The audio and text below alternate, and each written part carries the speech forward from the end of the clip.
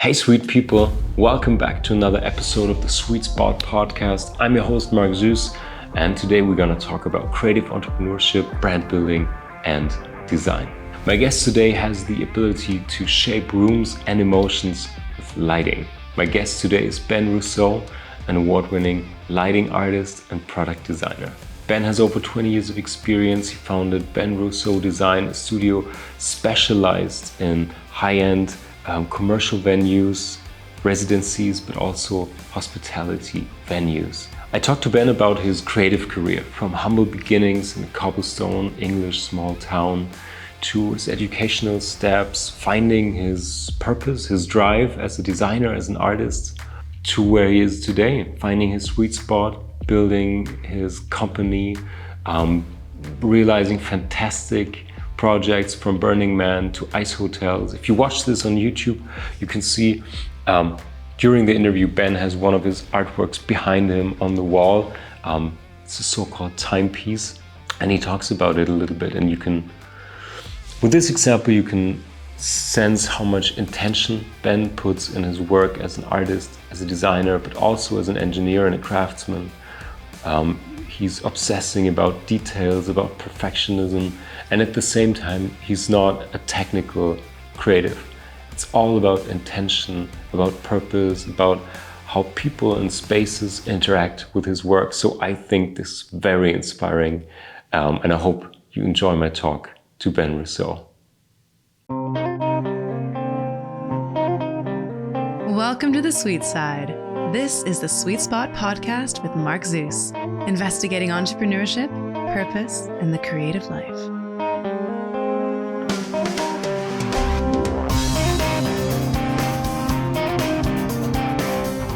Hi Ben, welcome to the Sweetspot Podcast, and thanks for taking the time to share your creative and entrepreneurial journey, both for you as a founder and a designer, I think, today. Thanks, Mark. Nice to be here. Nice. You're in England. You're in London right now. Is that correct? I'm actually in Hove, which is down on the south coast. So okay, cool. Directly south from London. Alrighty. So summer is over on your end as well, right? It's actually not too bad still right now. So we're holding on to it with both hands. Oh, in Hamburg here, I can feel that 100%. You know, I want to bounce off a little theory right from the get-go, because I thought about what you do and the role lighting plays in our life and in our professional and personal life. And I wondered if England, similar to Berlin and Hamburg, is maybe a fantastic place to think about light and about light design, because you have a lot of rainy days, a lot of a longer dark season and everything. And I think that's a good starting point to maybe think about light, because quick disclaimer, I spent the summer in Italy, in Tuscany, in Puglia, where you have beautiful landscapes and beautiful lighting, but honestly, you don't find nice lighting inside. Even in really beautiful trattorias in town and something, you often just have halogen spotlights on the ceiling, and that's it. You have brutal lighting, really ugly, hard lighting inside the rooms, compared to Denmark, Scandinavia, where you have the whole hygge idea of beautiful lighting and stuff like that. So can you relate to that? Is that something you can share? Honestly, I'm going to say it's a huge thing that I discovered many years ago, and let's say it's not a secret weapon, but it's a thing that is just so powerful, and it's so transformative to a space. And so many people, they can't understand why a space feels so beautiful, and they are, clients of mine are like, wow, we saw this house that you'd done, and we just loved it, and we understood after a while it was the lighting and the details and the layers and the way that the lighting worked with materials and textures.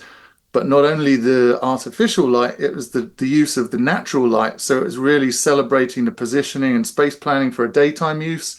Mm-hmm. And then in the evening, it was doing something different. And that for me was like, wow, it's so obvious, but so many people don't think about it and don't know kind of where to start. And as a designer and a creative, the difficult thing is sometimes a client understanding how big that change can be and the value of it. So yes, it's been a big thing for me for many years. Awesome. So before we maybe dive into your professional life, like every hero's journey, I would like to start at the beginning. Do you have, or do you remember the first time you became aware of light, or what's your first memory of a certain light or atmosphere? You know, I kind of, my story really, because I grew up in Colchester, which is England's oldest recorded town, and I've told this story a few times to clients and anyone that will listen, but I think it really paints a good picture of where I come from. And as England's oldest recorded town, we had this beautiful old castle where Queen Boadicea, she stopped the Romans invading, and there's a lot of history. And history as a kid, you just don't quite appreciate. And, I used to have a skateboard, and you've got cobbled streets, and you watch films on America of these beautiful skate spots, and you think, oh, there's nothing like that here.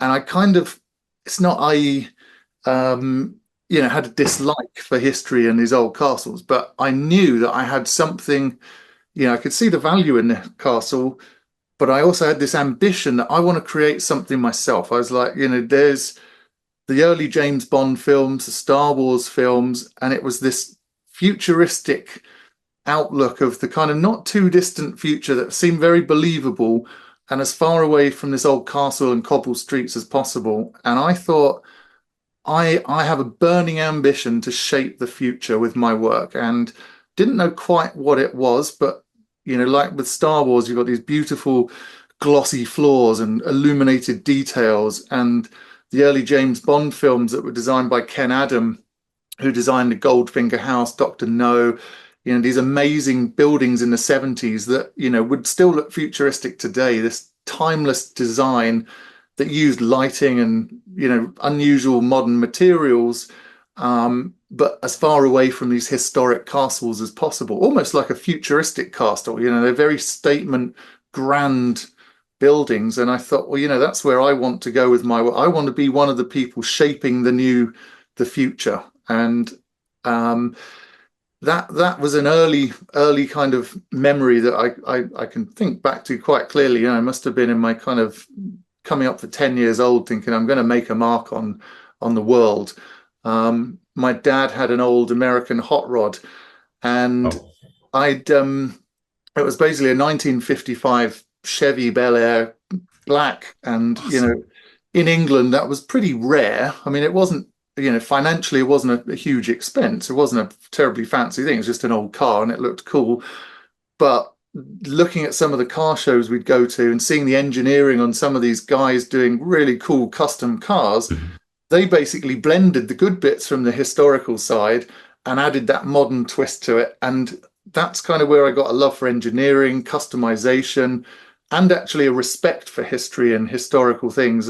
People, these old castles, now I look at them and think, wow, those guys invented sewers and, protection and all this. And it's just, it's amazing. But, now I can put my creative design of understanding materials and manufacturing, and it's an exciting place to be. But so, yeah, from an early point of view, I knew I had a burning ambition to kind of shape the future. Oh wow, I love that. I love that story. Growing up in Colchester is how you pronounce it, Colchester. Because I can relate to that so much, because not only from my own experience, but also talking to other creatives. Sometimes, if you grow up in a certain environment, you sometimes have to fight it off. Your punk rock phase, you have to be anti everything. So, and it sounds like it was similar to you. You had enough of cobblestone and an old medieval, beautiful maybe architecture, but you wanted Star Wars and shiny and glossy and American cars. And so, I mean, this is something you can work with, I think, the anticipation, being against and with something. And I really wonder if we dive into this a little bit more in maybe your earliest design works, and just to get a sense of this this transformation you did from, okay, I'm totally against this, I want Star Wars, I want absolute futuristic work, and now you can appreciate it. Is this something you had to integrate over time consciously, or did it just happen? I just being around the cars and seeing these James Bond buildings, I kind of knew it was something physical, as in, Hmm. my mum was an artist and she had the grace and the delicacy. My dad was very practical. He could weld, he could do all sorts of things, and that for me was the physical, hands-on, the materials, and Hmm. it was what I wanted to do, but I didn't know quite where it was going to go. And I actually signed up for an engineering course after school, and the engineering was microelectronics and bits of machining and stuff. And actually, they're things that I do nowadays, and actually, really enjoy them. But it didn't have the expressive thing that I was looking for at that time. So I. I think I dropped out after the first few months, went and worked on a building site for a few months over the winter. Thought, oh my God, I don't want to be doing this for too long. And I'd signed up for an art course the following year, and the art course gave me the freedom to experiment with a load of different medium, graphic design, Hmm. painting, various things. And I actually spent most of my time in the workshop because I had always had ideas for things, but what always came to me was, hang on, I need to know how to make this, and I want to Hmm. jump on the machine and I want to learn how to grind this bit of metal. I want to see this surface, which is like it almost looks like a CD, and that you kind of get that from skimming the end of a piece of metal with a milling machine, and it creates this beautiful circular grain. And for me, it was these details that you like see in pistons and engine parts and Hmm. things that feel very kind of high tech, but there's a kind of beauty, a kind of minimal beauty to their look. And but there's something that's kind of honest about the engineering and the storytelling behind these parts. And I just kind of loved the narrative in all of these bits and pieces. And actually, once I'd kind of got through the experimentation, thinking, hey, I love making, I'm in this, this is great fun. It was apparent my teachers were encouraging me to get into the model making and kind of film special effects direction. And I Hmm. thought, you know what, this is absolutely perfect because I can jump into this kind of imaginary world where, I loved Blade Runner. I loved Yeah. this sci-fi feel of a world which just wasn't too far away, Yeah. and you thought, okay, designing vehicles or buildings or even the signage and all the things in these sci-fi films that I loved was all, it was lighting, and it was these kind of the way the material worked with lighting. And that was definitely I was kind of turned on by it. It was like, it was exciting. Yeah. And when I went on to university, um, I was doing a model making course, but actually, as soon as we joined, a lot of it was all going into computer graphics. And I realized the industry was turning into basically a computer design Yeah. um, course. And there was still hands-on model making, but I just wanted to be feeling materials and smelling things, Uh-huh. touching it, tactile, breaking it, just seeing what I could do with it, testing limitations.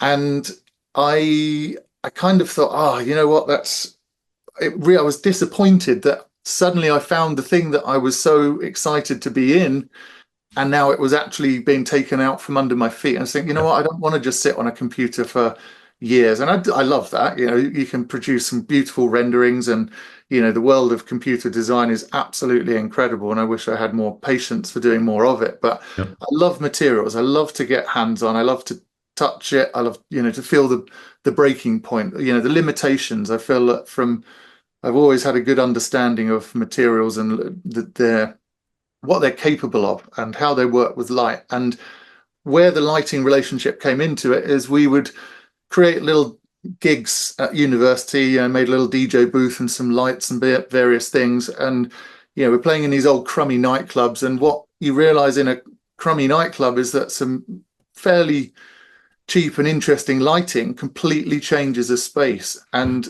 Yeah. it was there that I thought, well, wow, this is so transformative because we'd go there the next day and take all our kit out, and you see what a hellhole these buildings were, and it'd be like, oh God, this didn't look like this 12 hours ago.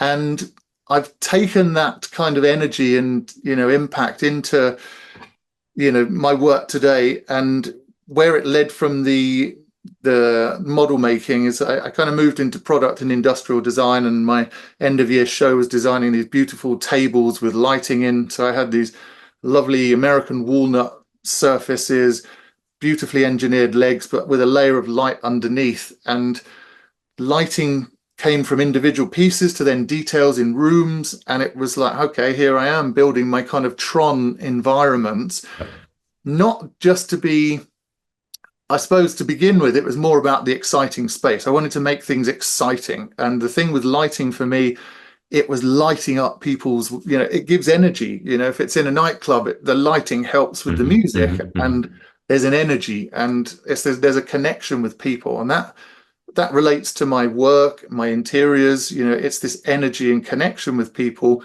And sometimes it's more obvious than others, but it's super important part, and it's so effective. Yeah, it took a while to build, but I kind of always knew it was there. It just, it took me a little while to harness how I was going to do something with it. Yeah, this is amazing. So that's I think we're on the right track. So we come from a world of cobblestone and sci-fi fantasies of music and lighting, engineering, special effects. So maybe you can take us a little bit on your journey where all of this came together, maybe where you had struggles with it. I mean, you talked about before we started recording that you made music, you're still DJing from time to time. So I think there is such a strong connection to, lighting is a lot about atmosphere and emotion, as you just said, and so is music. I think light is decorating the ambience of a room, and music is decorating a piece of time, but it's still very much connected, if you know what I mean. So do you still incorporate this today? Maybe before we go into your journey from back then until today? I'm gonna put it down to there's this kind of stimulation of senses. So I talked about I had a need to get hands-on with my materials and feel the physical material. The lighting was then it was the visual thing that was so powerful that it really changed the space. With the lights off or the lights on, that's a huge obvious difference. But music, that's the sound sense. So you've got the touch, you've got the sight, you've got the sound. I would even throw in, I would even start putting, perfumes and stuff as triggers in my artwork and stuff, just because they're sensory triggers of either a memory or something interesting, but usually, it's an instantaneous gratification of 100%. Oh, I love that tune. Wow, yeah, I'm going to dance. Or wow, you changed the lights, and oh, now I'm in relaxing mode. And there's an ability to do that with lighting and sound, and it's powerful. And yeah, sorry, I'm not sure I was answering the right question there, but the senses for me were, these things combine, and they're all important, but they also complement each other very well. And from loving music and loving how to entertain people, you could do that in a garage. You could have a good time listening to some great music with your friends. Yeah. You can put a few more lights in and it becomes a bit cooler. And then people are like, oh, hang on, you've got a cool party pad, and it's just, upping the level of 100% entertainment and creativity. And it's pretty easy once you start tinkering with that. And I suppose that's where the next stage of my story comes into play, is that when I left university, I was working for a PR and events agency. And we were doing events for like Radio 1 and a lot of music events. So we had DJs, and we'd go off on tour, and you'd do stuff in nightclubs and stuff. So again, that was me being able to design things for a brand that related to the brand, so I could see how I could make a revenue stream out of my creative work with lighting and entertainment in a venue. And it all just worked together really beautifully. So that was the stepping stone of actually now I can see I can make some money out of it. And it wasn't, and I'll be honest, I've never been driven by, oh, I want to have loads of money when I'm older. It's like, I love the creative aspect of things. Sometimes things are far more expensive to make than others because, I love the fancy machined parts, and that material is expensive. And inevitably, it's going to look better in a fancy house that looks like a James Bond villain's house than it does looking in a, something that's a bit more mundane. So, it's always the ambition and the idea and the imagination is always probably a bit above my station. But I've always got somewhere I want to go or take people, so whether it's a musical journey, if I was DJing, you're taking them on a little journey. The same if I was doing a gig, I've got a few lights and I make the journey build up and it becomes bigger. And then by the end, it's just euphoria. And, it's the same if I'm designing an interior for someone.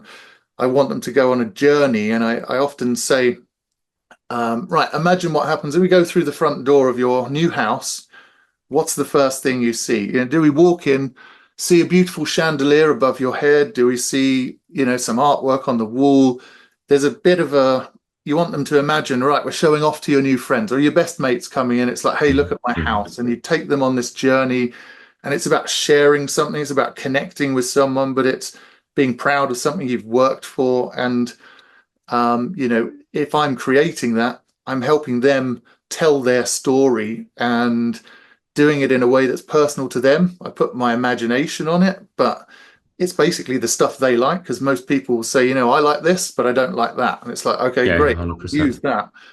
And so, my creative work stems around things for a personal journey for certain people. Unless I can, have free reign and I can, I'm doing a party, then I can say, right, this is what it's going to look like. Everyone has a good time.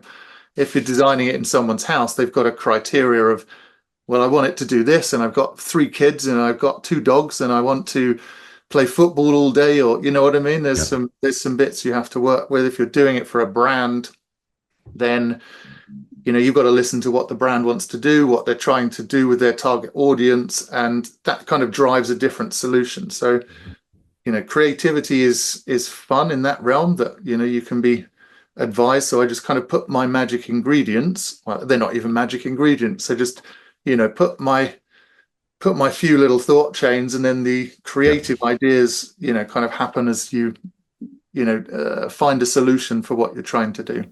Awesome. I want to circle back to the more general idea of creativity and emotional impact later, but let's go back to, you went after engineering school, you were working for a PR company, right? You did it for other people, for other brands. So how did you, career-wise, I mean, you founded your first design company in 2001, right? 100%. So what happened between that to say, okay, I work for brands, I do my own free projects. So when did you found the entrepreneurial spirit, the founder spirit in you? So I basically, when we finished the show, I went to Middlesex University in North London, and so I had this beautiful table I'd made, and I was invited to be part of the New Designers show, I suppose the standout pieces. The university had their spot at the show, and I was invited to be part of it, and I got some good attention from some design journalists. One guy invited me to a show in London and then another show in Milan. So as I'd got this job pretty much the second I'd left university, I knew I had something to something secure and exciting. Mm-hmm. But also my design thing is like, okay, well, I've still got an in the design world now, and I've been invited to a show in London and one in Milan, and that we went to these two beautiful shows, and I met clients who were like, wow, we love your work. And someone asked me to build a bar in their living room. And that, I was 22 at the time. And, wow, nice. That's pretty young to be thinking, great, I'm building a bar in someone. Yeah, as a first job, it wasn't, so build a bar in someone's house. I thought it was pretty cool. And I did that in my spare time. So, I'd plan events all week, then I'd work the events at the weekend. So, I had no time to do my own stuff. So I'm not even sure how I managed to do a couple of these projects, but I did a few personal projects as well. And started building a few things and thinking, what, I can still serve the company I'm working for, as in I can still actually do some of the design work and actually have a little studio building some of the exhibition stands and building some of the artworks that I was doing for some of these brands. And it got to the point where I have to leave because I've got a job that's going to take up too much time and I now can't commit to an event. But I did keep some of those clients, and they're still very good friends of mine that even owned that agency at the time. And they do some cool events. And it's that experience and it's that kind of drama and theatre and storytelling that really played a big part of my let's say creative world of how to kind of communicate a story. The business side is, it got to the point where I had opportunities and I was in a world where there were, it was exciting. There's lots of stuff going on and people had cool projects. And it was like, well, even without a big business plan and a really, let's say, a firm idea of where I was going, I dived into it, a bit gung ho, if you like. And so that was, got to the point, I think I was 24, that I had to leave the PR company, and it was like, right, I'm going on my own and I just can't do both. And, I can still serve the same relationships and businesses. But so I had part of the events industry and commercial kind of projects. And then half of it was going into kind of domestic interiors, where the people who owned the nightclubs we were working in wanted some work for their house, or some furniture for their garden or whatever. And it kind of started with that. I had a workshop creating my own pieces, and it kind of it grew into more of an artistic sense, because these pieces had a very much an artistic element to them. It's not just a piece of furniture or a piece of shelving. It was something that did more than that. And the lighting was always apparent all the way through my work. Whether it's building a desk for someone in their office, it would have a lighting detail in, just so that it felt that bit cooler than a normal desk you could buy off the shelf. Because otherwise, why ask me to do it? 100%, yeah. And then I've moved through products and artworks, and the timepiece you see behind me is actually a spin-off of static artwork. So I was creating these illuminated wall-hung pieces of, let's call them a static artwork, that they don't do anything, but they illuminate and just look beautiful. And my imagination was thinking, okay, well, I'm designing art for these new hotels, and the hotel of the future are these, commercial spaces that people haven't even imagined yet. And because I kept engraving 60 pieces of material out of a sheet or a face, it just made sense to animate these 60 pieces. And it was the perfect relationship between engraved material and the remaining material that left on show. So the timepiece behind me is actually a marbled glass. So you can see the texture of the marble, but actually the hero of it is the lighting. So, there is it's like I work with light and shadow. The shadow is just as important as the light, because the lighting bits elevate the project, and sometimes you need the darkness to set off the lighting. So there is, yin and yang, light and dark, they both have to play together, and that's a clever relationship that you kind of work with. But after I made this first animation of the timepiece, then I was like, wow, it's just something even stronger than just an animated artwork. I've always had a passion for watches and mechanical details, even cars, the machinery, the way things work. A watch is just, it's on another level because it's so small and it's so intricate. And I'm 6'5", so I've got big hands, and I tend to make things on a fairly big scale. And so working on a little watch is probably always something I dreamed of, but actually, it's not my playing field. The bigger space is more my arena. And so for 7-8 years, I've been working on these timepieces, where the more I work with time, and the busier and crazier our lives get, and the more the social media, just the more intense things are, and the less you can actually communicate with people, because you've got Facebook and WhatsApp and this and that and that, and you're just suddenly, oh yeah, I emailed you, I saw it was on, and it's like, it's enough to make your brain burst when you've got businesses, families, schools to check. Mm-hmm. You know, it's Mm-hmm. just it's a lot. And the clocks for me suddenly became a beacon of making people have time to themselves. You know, it's like if I go to a trade show, I would encourage people to, you know, just stop and stand and stare and just watch the seconds pass for a few minutes. And, you know, I could leave them then for a couple of minutes, go and talk to someone else. And then, you know, they'd be like, oh, I've been stood here for 20 minutes, just watching the time go past, having this Mm-hmm. lovely connection. And, you know, it is an emotional connection, where it's almost like a therapeutic pattern where the light is calmly, you know, as I say, massaging your soul a little bit. It's just nice to have some seconds of I'm here in the presence. I'm grateful to have my health. I'm grateful to be stood here.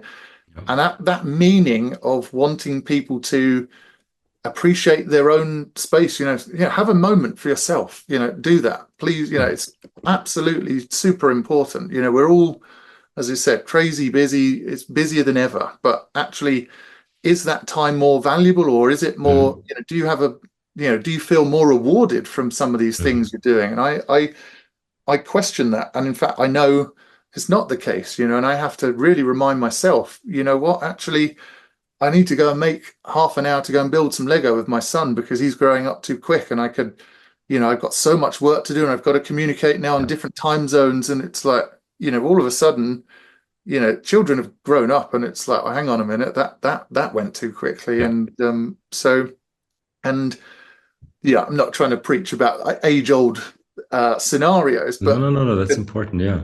the timepiece I really feel is an important thing and a really important body of work where I want people to have this connection and, you know, have these moments to themselves. And, you know, okay, it's sometimes at night, it's 11 o'clock, I'm going to bed, and I can just still sit on the sofa and just have 2 or 3 minutes watching the seconds go. It just brings Mm-hmm. just calms me down a little bit. And what's been exciting is it then moves into the world of mental wellness and yoga practices and other things Yeah. where actually time-driven exercises or breathing practices work really beautifully against a lovely timepiece using patterns of light in these beautiful surroundings. So I've Mm-hmm. started creating these, you know, perfect wellness spaces where they're really beautiful, you know, lovely materials, and it's an experience. And it's, you know, it is a, yeah, I'd say, you know, it's an important experience. And I I've lost my train of thought there a little bit, No, but that's fine. the importance of these experiences are, you know, are there for the soul and for your human to repair, but they're Mm-hmm. also, you know, a very enjoyable experience if you can only do once every 6 months. And, Mm-hmm. you know, okay, let's be honest, most people can't have a yoga studio in their home with lovely lighting and all these bits and pieces. But in a hotel, Yep. you know, maybe you go and pay for that experience once a year or as a treat or, you know, whatever it might be. Yep. And it's kind of those experiences that I'm trying to design some new pieces for that fit those really beautiful, memorable experiences. You Mm-hmm. know, I want people to. I love to light up people's work. I love to see their eyes light up when they're connecting and engaging with my work. And you know, that's what I want. I want people to have a good memory. I want people to think, wow, it was such a nice experience to be in that space, Yeah. just to, you know, experience the setup that these guys put on. And that for me is, you know, is what I want to stand for with my work. I want people to enjoy it and be happy. And if people aren't excited and happy, then there's, yeah, the world's too stressful in itself. So, you know, I don't want to be doing anything that goes down that road. So Wow, that's beautiful. Um, okay, I have a lot. I took a lot of notes from what you just said, and let's see. I think we talked a lot about intention already with what you said about there are philosophical aspects of light and shadows and of time and mindfulness practice. And I want to cover all of this, but going back one step towards, because you just moved past something that really made me think about your decisions real quick. Because at the beginning of our conversation, you talked about your mom and dad, with her being an artist, like fine arts and paintings, and your dad being an engineer. So you have both of these sides. And I really wondered how they came into play when you said, okay, you came right out of college, of education, you were working full time, you were doing businesses on the side, projects on the side, and then you said, okay, I'm going to fly solo. I'm going to go all in, found my own company, which is kind of especially if you're in the creative field, this is always as you said, it's a risky business, because most of us don't have the economics background, or even rely more on a gut feeling, on their talent, on their craft, on whatever, which is perfectly fine. But it's not like you have the perfect business plan ahead, you have the banking background, you have everything in sheets and ready to go. So I really wondered if you want to go into this, what your internal process was, talking in the voice of your mom and dad, maybe, like these two halves. I feel like you really were able to put these two halves together and saying, okay, I'm gonna found something, and it's gonna be very creative. As you said, you have aspects of artistic work in it, because you have a lot of intention, a lot of thought you put in, and at the same time, it has to work and be a business. For sure. Well, I'm going to give you the honest answer, and that was, anybody could have told me anything, Ben, that's not going to work, or this, and I would have been, I'm too bullish. To the creative desire was Awesome. Nobody was going to tell me otherwise, and Yeah. I have learned the hard way that, sometimes, you can get things wrong pricing projects. I get excited, let's talk about, there's a romance with certain projects come along, and you're like, oh my gosh, this is going to be amazing. And you can then drop your guard a little bit, as because you want it to happen so much that you kind of get a little tripped up on that. Well, hang on a minute, this is probably, this is where I can do this for that budget. And then you think, well, actually, hang on, that's actually really difficult. And then you start, over thinking the design, and you get too excited, and it's like you have to bring it back down again to make some money. Because sometimes, I've done a project and then think, hang on a minute, actually, I've paid everyone else. There's kind of nothing quite left for me, because, I've done projects where they come in very, last minute. You've got an agency. It's like, we've got 2 weeks to turn this something around. Can you come up with something? And it's like, and I've done that on numerous occasions, and sometimes you do better than others. But, as a business, that is a stressful thing to do on a regular basis. And I remember my dad, having a conversation. We used to go to the drag racing, and we'd watched the dragsters up and down in England go up the quarter mile, and some of the motorbikes. That was a good time to get together. And he used to say, Ben, very proud of your determination and stuff, but I just don't get the commitment and the desire to go, so all in, to the point where it's almost detrimental to your, a bit to your sanity, a bit to you, because, it takes up so much stress and time and energy. And he said, he used to say to me, if you've got, enough money to, buy your friends a beer, take your wife out for dinner, you got a roof over your head, you don't need all the fancy bells and whistles. And, I mentioned, money is not a thing that is a driver for having a business. It's the creative ambition. And I suppose what grew was the scale and the things that you could do, and the new machinery and the new materials, and wow, this is going to be even bigger and more interesting and exciting. And I still haven't got the Bond film. I still want to put one of my timepieces in a Bond film, and I'm still working on those kind of relationships. But the dream is still there. It's just, you have to be real. I think my mum, she was also probably a little, okay, well, Ben, you seem to be confident and know what you want to do. But I think worried that it's a pretty dog eat dog world out there, and it's easy to get things wrong. And I'm lucky that I've had a supportive family, and things sometimes do better than others, and you have ups and downs. But I think you do things with a good intention and with good people, and you just learn to be a bit more sensible and wise as to what things to turn down. And if you don't learn as you're going, then I suppose then you are the fool and probably deserve to be burnt. Well, not that I want anyone to be burnt, but if you keep making the same mistakes, then Yeah. that's there's only so much you can do. Yeah. But so I think yeah, they appreciated I had this ambition, but didn't quite understand the need for it to go quite so far. My dad, he had an adventuristic streak. Him and my mum went around the world on a motorbike, a Norton Commando, Wow, nice.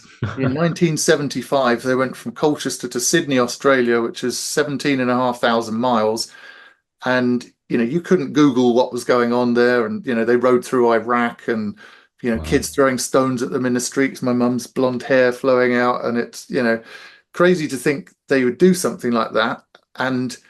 But that's the thing of being alive, having a great adventure, work hard enough to enjoy experiences. And yes, I got to a point. We had 5 lovely years in California, and before we left, I had a workshop, and I'd taken on too much work. I had art collections, and we're doing exhibition stands and interiors, and I was even trying to do my own house. And it got to the point it was just too much. And I suppose excitement and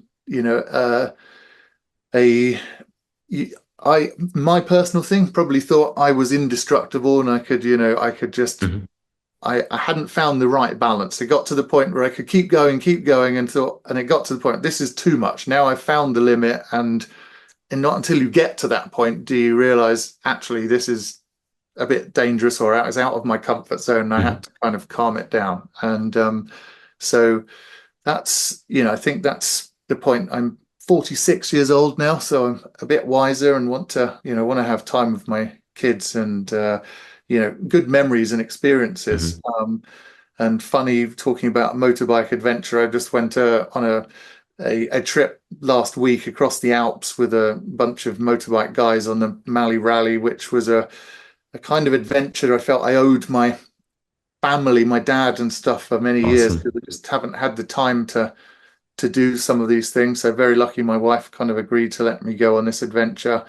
And it lets you do some good thinking, and think what the priorities are in life. And I still want to create connections with my work. I still want to make people happy. I still want them to be excited. There's just a level, it just doesn't need to take up every minute of my life. And I can have some time for other people, and the people close around me. So yeah, that's a very good description of the of a lot of I think a lot of entrepreneurs can relate to this, because you have the ups and downs, the scale of everything, finding the outside form of it, maybe, or even the inside form emotionally. And also what always struck me, because you just mentioned this, you work in so many different fields so effortlessly, it seems. Did you ever, or what was the process, your internal process, and when do you define a piece you make? When is it art? When is it a commercial project? When is it just for a client? When is your heart in it? I mean, your heart is probably all the time in it, but you know what I mean? It's like, I know a lot of especially creative entrepreneurs, that kind of need to balance this out or find the boundaries. And for you, it seems to be very clear, or even without any boundaries, when something drifts towards art and commercial projects. Yeah, well, something like the timepiece, it was never calculated research that I thought, there's a missing gap in the market for an illuminated kinetic art clock. It was an escalation of, let's say, personal projects that I'm creating, that when I'm doing interiors and stuff, I can make a few pieces along the side which I think, that will go for this house perfectly, or this would work perfectly in that bar. And sometimes I can get them into those projects. Sometimes it's like the customer's like, you know what, that's not what I want. And I'm like, yeah, okay, you know what, actually, this is the thing I want in my house, and Yeah. there's a sometimes being creative, you've just got to let it flow as to what you want to do. And sometimes I do that, and it's a lot of fun. Most of the time, though, it's something is designed for a purpose, or was designed for a brand or a project, and then I maybe have taken elements and then, you know what, I could make a great artwork out of that sculpture, or something else. So it's usually pretty organic. There's not a lot of I'm going to be honest, sat down, calculated, oh, you know what, there is a real need for an illuminated chess set in the market. I would love to say I'm the clever businessman to say that. It's really driven by creative passion that I kind of, it's a thirst almost, and I have to As quench great things the are. thirst. And Yeah. and and I think that's just because I'm more creative, let's say, than I am a serious business person. I have to run a business, but business is a byproduct of the stuff that I create. And you know, I feel very privileged to be in the industry that I'm in, be very privileged to some of the clients that have invested in my ambition or my ideas and my imagination, and very grateful to them. They know that I've gone above and beyond and put my absolute heart and soul into it. There's I was asked when we were in the States by a customer I did a house for about 10 years ago, if I would do one while I was in America. And I said, well, I'm actually moving back to the UK in a couple of months, so I'll be able to come and have a look. And, they were so grateful that I could come and manage their project for them again. And, they're a pleasure to work with. They buy into ideas. They have a certain taste which works well for my kind of creative imagination. And sometimes it's just, there's good partnerships. Occasionally someone comes to me and says, I love what you do, but I want to do this, and this with it. And it's like, well, that's then not my input. You might as well go and do what you want to do with that, and that. And I like to have the right balance of, being able to put my thing and add my value to something that they get a benefit from. So yeah, it's not a case of I would just work with anyone or do kind of anything. I do feel the business has almost led me to a degree where opportunities have arisen, or brands have come to me, or I've been at times when I've needed the business because it's suddenly I've done a big project and suddenly things calm down, and it's like, well, I need to now go out and put my marketing hat on and get myself out there. And in this day and age, that's it's kind of a complicated thing because there's so much content, so much stuff going out. And I say complicated for me because I have a lot of strings to my bow. I have artworks, I have furniture, I do interiors. And there is a danger of being a jack of all trades, master of none. And I'm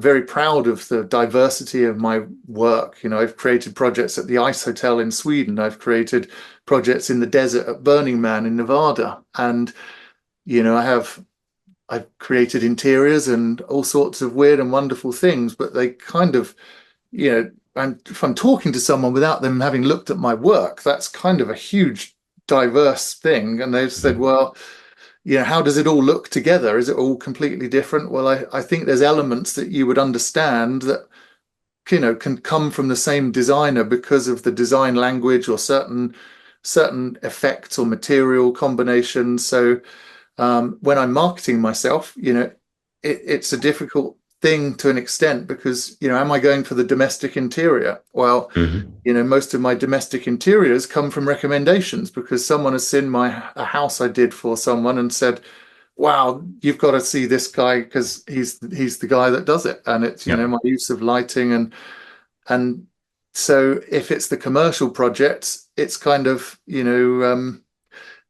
maybe an agency or a brand has a need for some unusual solution, and certain people know they could come to me and I would give them an unusual or the solution to that, and I can either turn it around quickly, or I have a small operation, and I can, I feel blessed of the connections I have with my manufacturers, that over 20 years I've built this huge network of prop makers, car customizers, people in the industries that I kind of love and I'm interested in, but I take them out of their normal world of car manufacturing or whatever they're doing and bring them into the interior world or the furniture world. And that's something I think that's really quite nice. And there's a lovely story behind it. And certainly it's very important to certain customers of mine. But I like there to be an honesty about how things are made, and even a witness of how you see the details.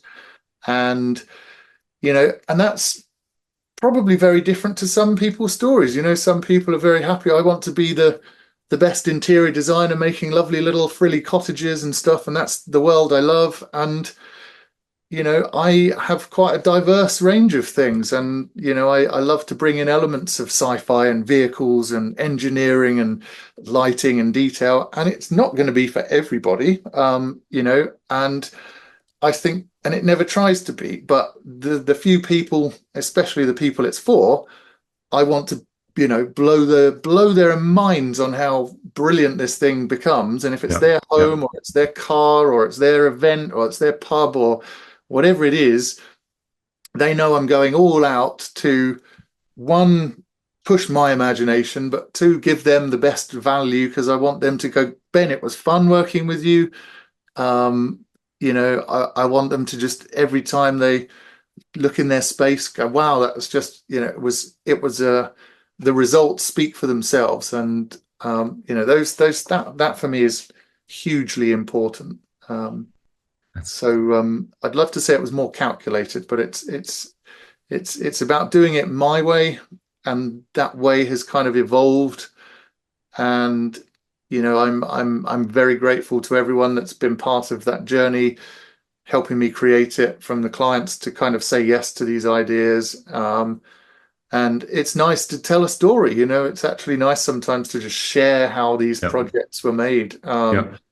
So I feel very lucky. So, Mark, one thing that I thought would be quite nice to show you is that on the passing of the hour, this timepiece has a nice little program detail. Something very small, but it's a nice little effect. And it's one of those things that I like to build into my work as these little surprise experiences that just elevate the kind of level of my work. And I hope it's a nice little representation of the sort of things that I do. So anyone watching the podcast, please just watch what's about to happen. Oh, fantastic. It's like a little countdown moment. I love it.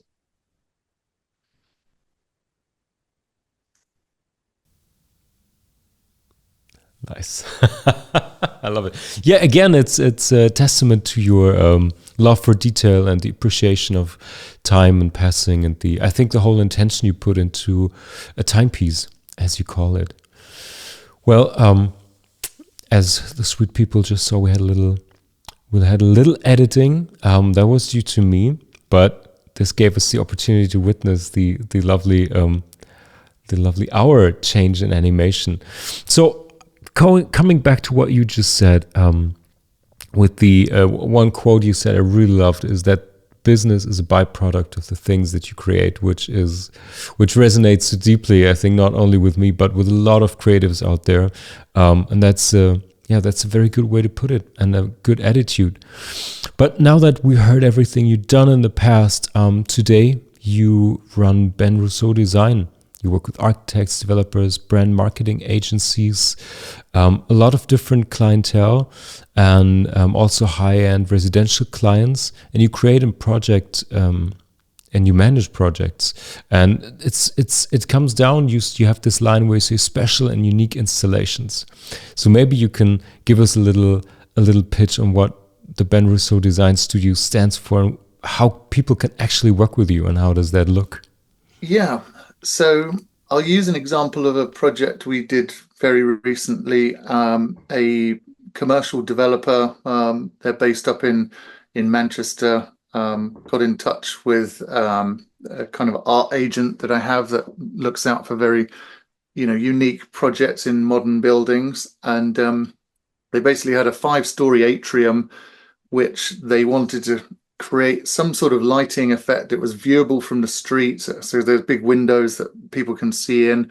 The building has a big spiral staircase that leads into it, and there's lots of very cool media businesses and stuff there. And so, they had a budget in mind, and I had to think of how can I create something with the volume to fill this space, something that would be simple to build in a not only is, coming up with an idea, you've got to get it in there. And, sometimes a 5-story atrium means building a scaffolding in an unusual scenario, and the cost of that scaffolding can be, considerable amount of money. So that comes off effectively your build budget or whatever. Now, this project, it was basically the building had this old, I designed a concept, and they'd kind of agreed to the concept. It was like this giant twisting formation of strips of light. And it wasn't until we were on site doing a site visit that I was talking with the architect, and he said, well, could we get a bit more movement and energy in the piece? And when we went upstairs, they had this giant spiral staircase that worked up through an old chimney stack, and because it was an old industrial building. And that was the perfect, relationship between actually taking the architecture of the building and actually turning it into this focal point and heartbeat of this light sculpture.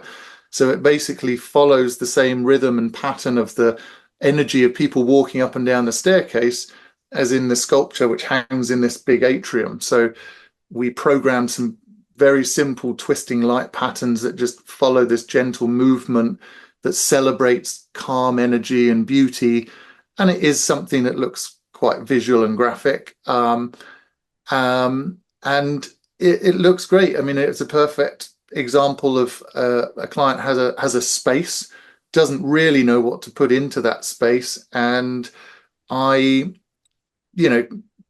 really have to understand what someone's trying to do. It's like, it doesn't want to be it's not a nightclub, although the building used to be a nightclub. If anyone in England knows, it used to be Sankey Soaps, which is a very famous old, rave nightclub in Manchester. And they regenerated this whole area, and it's a lovely place now.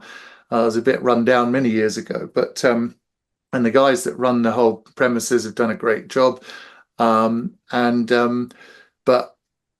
it has to deliver on a number of things. It has to be creative and interesting without overtaking a space and being too dominant. And also I need to make some money from it, and I need to give them value. So, there's a bunch of ingredients that I think we got, spot on there. And that's a challenge of creating a solution for a space. And very often they're site-specific works that I create. Sometimes not at all skinny atrium. Sometimes it's a big, flat, open courtyard, or it's a bar with lots of kind of pockets and detail. There's a physical limitation, and I have to assess what we can do, how people are going to walk through it, how they're going to navigate, what the client wants to happen, what they want to experience. And then once I've taken down that information and those details, I kind of work out where I can be creative, where I can make something dramatic. I don't want it to be dramatic, like, oh wow, it's like a thunderstorm. It's more like a bit of a poetic dance. It's something that's graceful and interesting, and unless someone really we want the crash bang wallop, then that's obviously part of the brief. But this work has to deliver to their needs, because I'm always designing something for them, not for me. So that's a fantastic example of your work. I really wonder if you begin the conversation, let's say with this building or any other of your projects, where does the conversation begin? Do you begin talk about the emotion, or when do you reach that point? Because a lot of what you say revolves around emotion and the feel of a room and intention. So when does that come into play?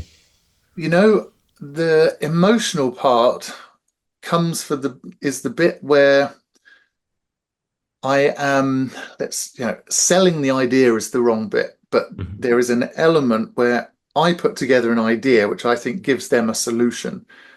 When I'm presenting the idea, and sometimes I'm not, sometimes someone else is actually, putting my ideas forward because, that's just the way it works.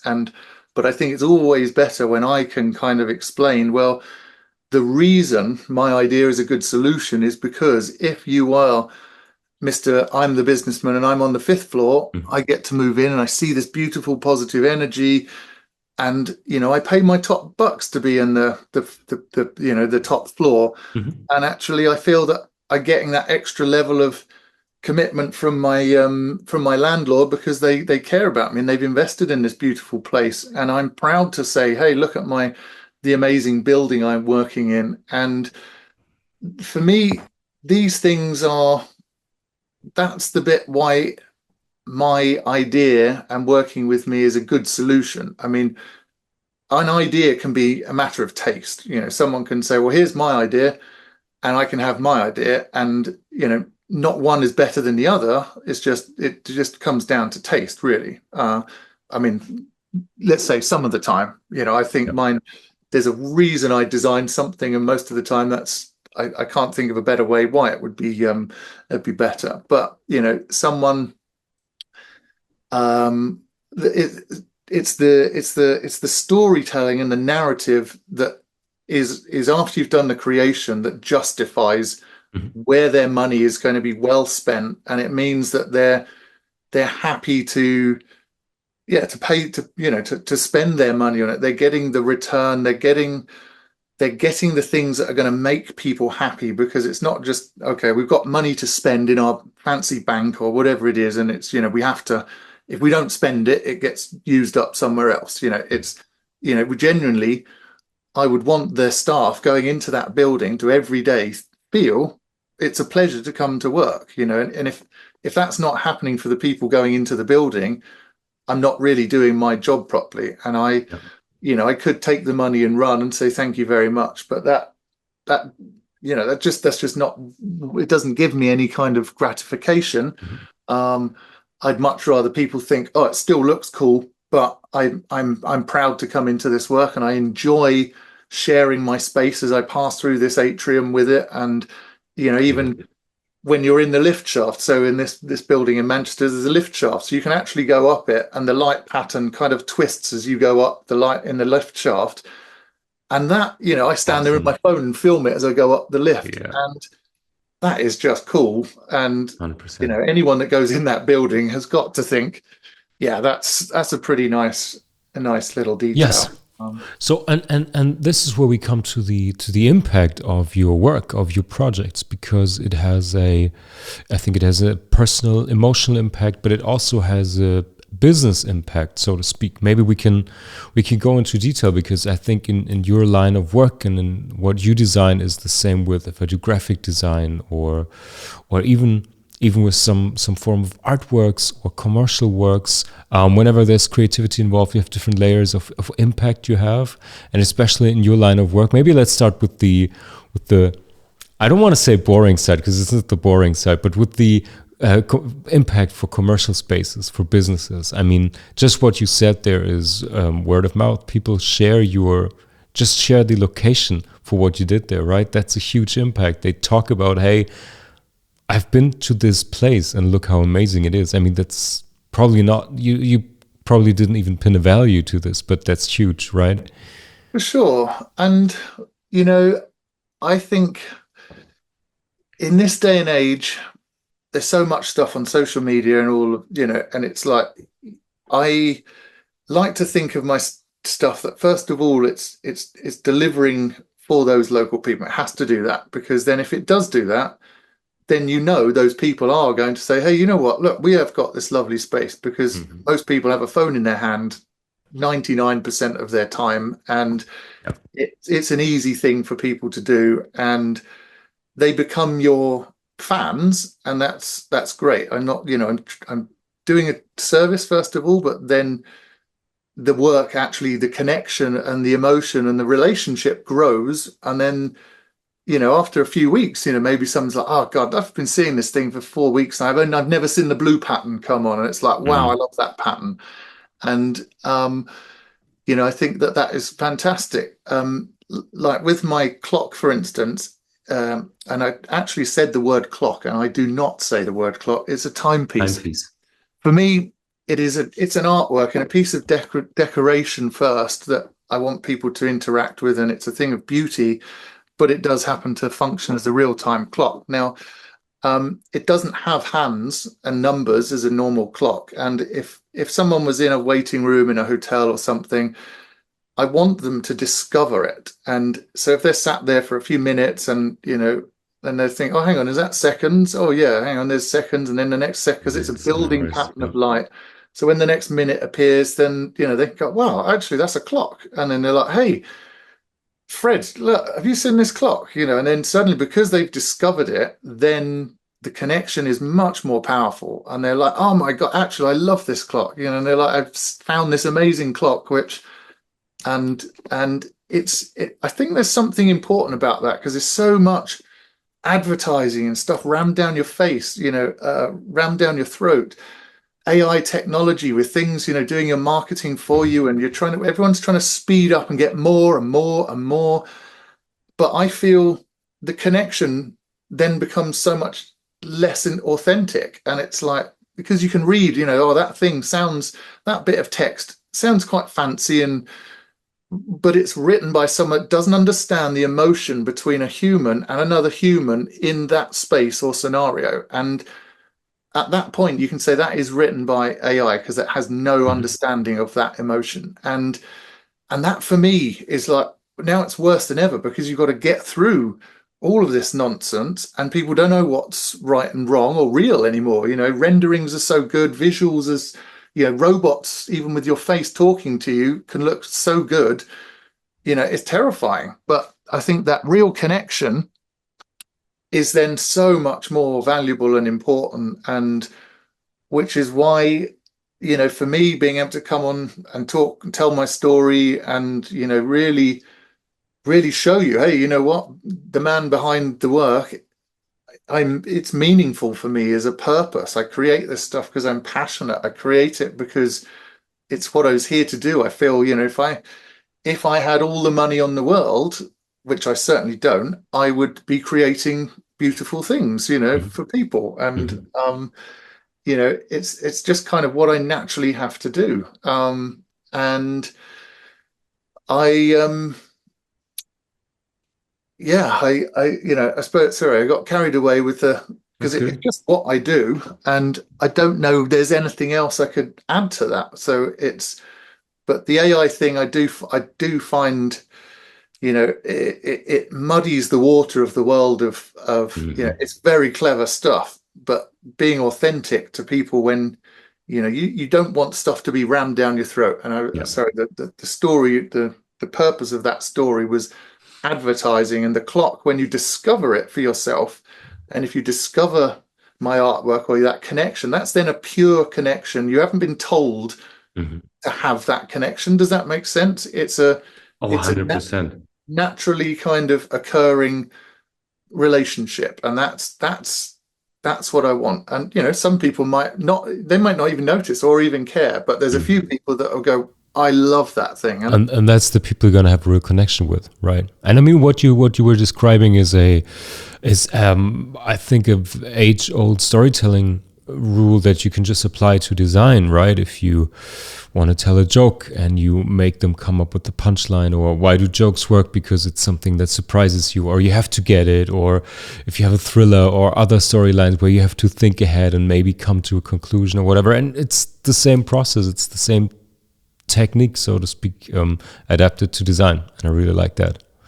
And yeah, you actually kind of answered both the commercial and the personal impact your work have on people. I think, yeah, that's the thing for me is that we are humans, and whether we're working, you want to be, if you're working, you want to feel looked after. You want to feel that Hmm. the people you're working for are care about you, and you want to do a good job for that person.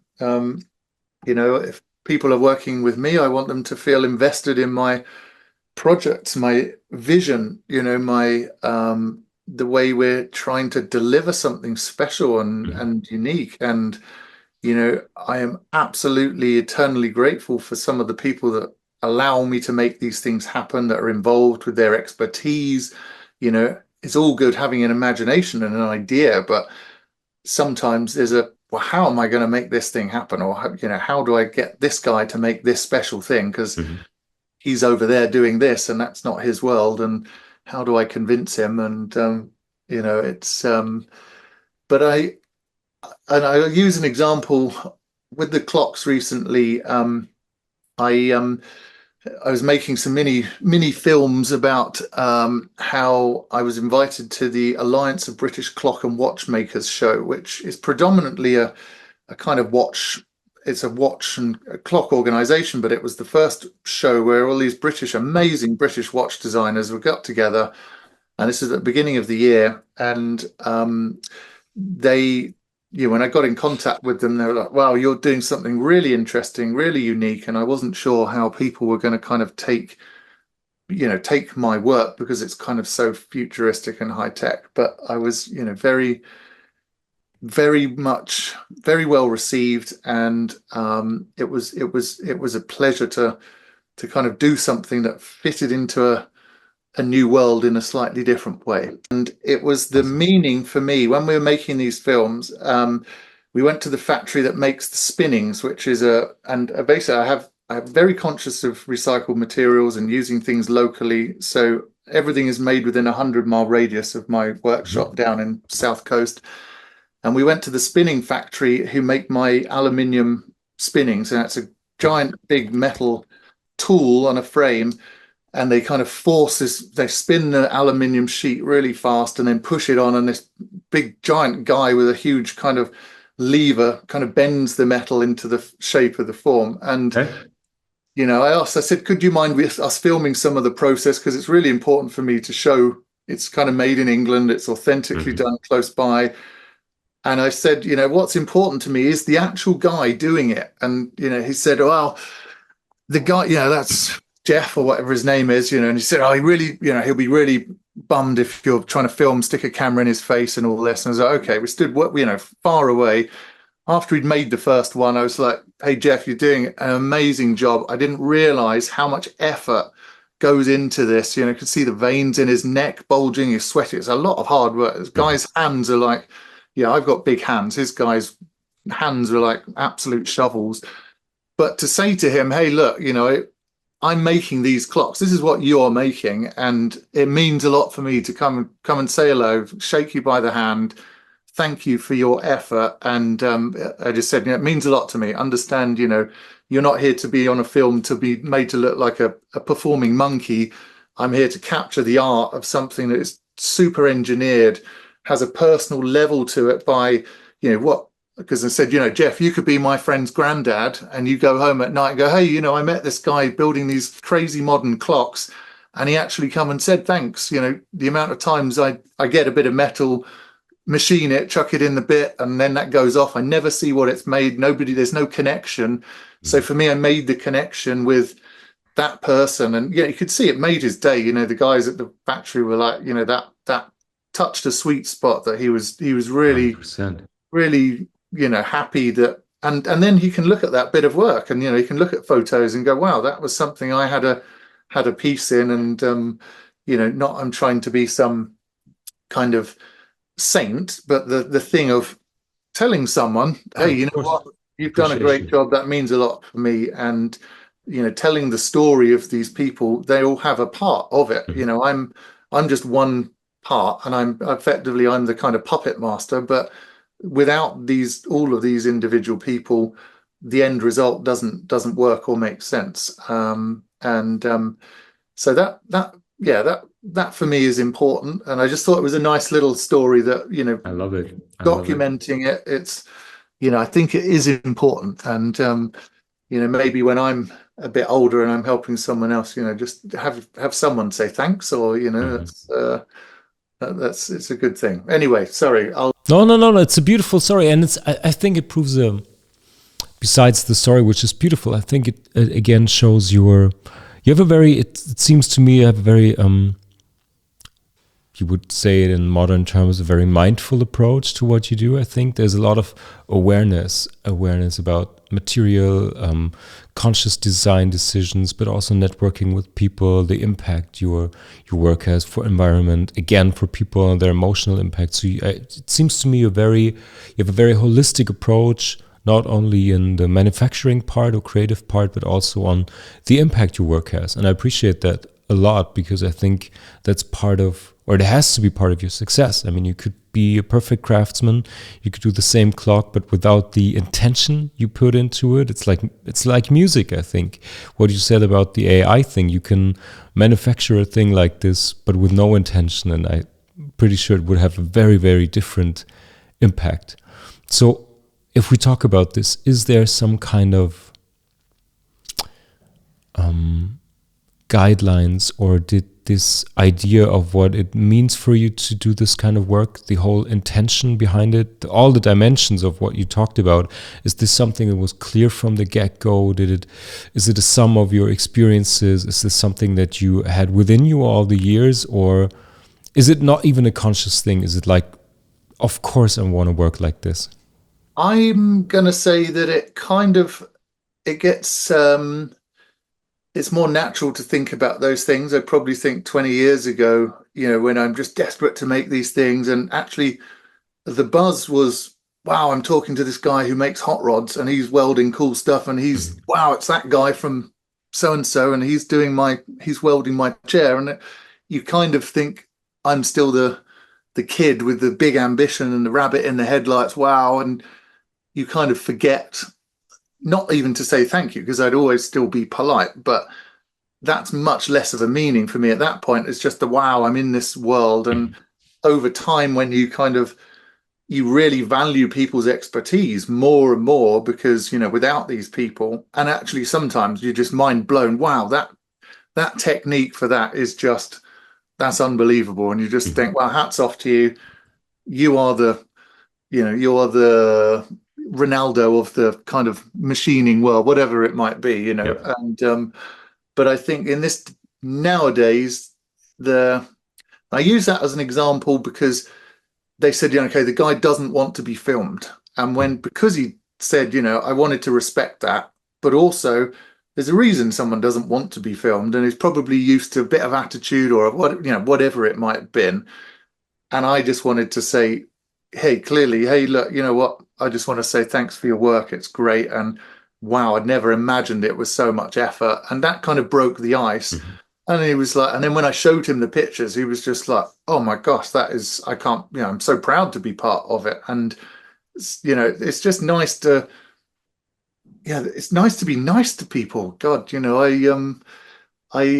feel, the world is stressful. We've had a Ukrainian family staying with us. I don't want to kind of go into crazy politics, but and that whole thing just drives me insane. But we've been able to help a family for a year and a half, and we've got a bit of space, and we were lucky enough, so we're fortunate. Sometimes not everyone has the ability to help other people, but we have done, and they'll appreciate it. But it's just sometimes people need a favor or need some help, and I think in this day and age we should do it. There's too much craziness going on, and you just think we're all grown up enough and clever enough now, and there's so much access to, well, we can see you being stupid over there, so stop it. It doesn't, it's greed, and the fact that there's things like, anyway, that detracts from creativity. And I want us all to be happy and have a good time, and Good mission. that's why I'm here.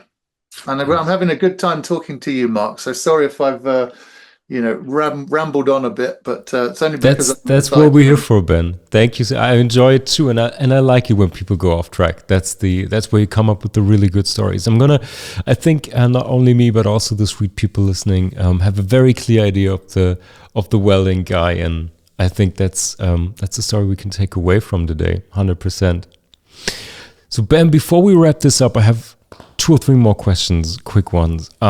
First of all, before we dive into a more general or holistic approach, talking about what inspiration means to you and where you stay inspired, very hands-on, is there any form of light or lighting that has inspired you or that you were amazed by within the last couple of weeks or months? Um, you know what? 2 days ago we were in Val d'Isere riding over a mountain pass, and the snow had come in. We're on a motorbike, it's -4, and that is this very flat light, which it kind of looks a bit spooky and ghostly, and it's a bit kind of it feels a bit scary. The roads are icy. We're on motorbikes. There's no one around. It's like if someone has an accident, it's going to be pretty serious up there. And then, not long after that, the sky cleared. The mountain weather changes really quickly, and that blue sky comes out. And for me, it was one of the things like I fell in love with in California, and you mentioned in Italy. It's this rich blue sky that is the epitome of health and happiness on earth, which just radiates this beautiful warm energy. And seeing that after the cold of the mountain, it was just, even the hairs on the back of my neck standing up now, imagining how that felt to, Mhm. oh, the sun's coming out, we've come over the mountain, everyone's safe, that beautiful light. We're out in nature, you see these mountains and the natural light. I always say, nothing is as beautiful as, in Mother Nature, even, patterns in nature, in a snail shell, or, the way an ice, the fractures in an ice, big block of ice or marble, that just never fails to make me happy and be entertained by. Yeah. So that I'm not sure I can compare anything else to the beauty of natural light. I can 100% relate. I did just got me thinking. Do you know Olafur Eliasson, the artist that did the big installation in the Tate Modern, where he just simulated the sunrise and everything? I think that's just the homage to the same thing you were mentioning, right? Yeah. I mean, what a clever guy. I mean, his work is, on another level, and that, experience and connection. And yeah, he is absolute hero of mine for sure. Awesome, awesome. So, Ben, before we wrap up, there's two questions I ask all of my interview guests. The first one is there something that in general inspires you as a creative, as an entrepreneur, that you want to share with the people listening? It can be a podcast, film, book, whatever it might be. Um, is there something that inspires me? I think the I'm going to say, my children, the learning, the curiosity that I see with my children inspires me to stay curious, to test things, to test materials, to find stuff out. And that, that almost innocent inquisitiveness of a child experimenting with someone, or let's say even, okay, um, there's a fire over there, don't touch it, and a child will say, well, what happens if I touch it? That I don't recommend, but whether you're playing with, oh, how does this snail feel, or whatever it is, because the world is so digital now, and we are going to be having artificial experiences soon.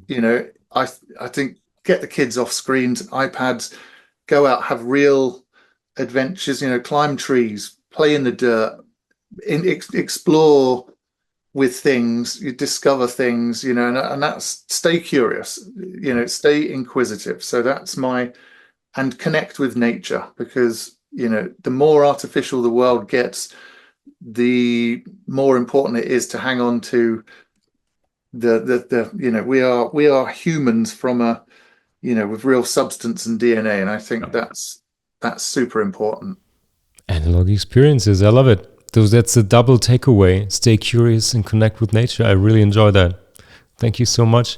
And for the last question, Ben, what can we look forward to? I mean, wherever we can find you and your projects, people can find in the show notes. But is there something happening, something coming up, new projects? So there is something. I've got some work going to a showroom in Los Angeles soon, and there is it's a Fred Siegel home store, which is in Malibu, and some of that work is available around the world. But there is a new collection where I won't go too much into it, but it's a personalized experience where, if you imagine almost like a fingerprint, or so the identity of something that's very personal to one person, there's a bit of an experience, and I will take away a something and return with an artwork made of your something. And I won't give too much more away from that, but it's about these very personalized artworks with a very deep connection for only one person that I will be making a bit of a song and dance about in the coming weeks, and that is really exciting. And I think that for the right people will be an important piece of work. Fantastic. We were looking forward to that. Ben, what can I say? It's been a pleasure talking to you. We took away so much. I took away so much. Really big inspiration, how you navigate the worlds between commercial projects and artworks, with your passion for holistic experiences and real involvement. It's been a pleasure. Thank you. Brilliant. Well, thank you very much, Mark. I've really enjoyed talking to you. Hope the listeners can take something from it that don't think I'm too crazy. But it's been very enjoyable talking on the Sweetspot studio. So thanks Fantastic. For having me. Thanks so much. Hey, sweet people. Thanks for listening to another episode. Thank you, Ben. It's a wrap. I hope you enjoyed this episode. For me, it was very nice talking to Ben. I take away a lot from this conversation, from his attitude towards money to what he describes as romance with a project. But a sentence that's really gonna stick with me and I think resonates with many creative entrepreneurs is that business is a byproduct of his creativity, which sums up so much of attitude from creatives, from artists who are also entrepreneurs, much of the problems you have to tackle, but also very different perspective on your whole take on how to handle business and your own projects. Sweet people, that's it for today. Hope you enjoyed it. It was a pleasure for me. If you want to learn more about Ben, check out the show notes. If you want to learn more about the studio, brand building and design, if you need some help as a creative entrepreneur, feel free to reach out on sweetspot-studio.com. If you like this episode, leave a like, subscribe wherever you hear this. And I'll be back soon with more episodes. Take care, and I'll see you on the sweet side. This podcast is produced by Sweetspot Studio. New episodes each week, wherever you listen to your podcasts. If you enjoyed the show, leave a rating and subscribe to never miss an episode. Find out more at sweetspot-studio.com.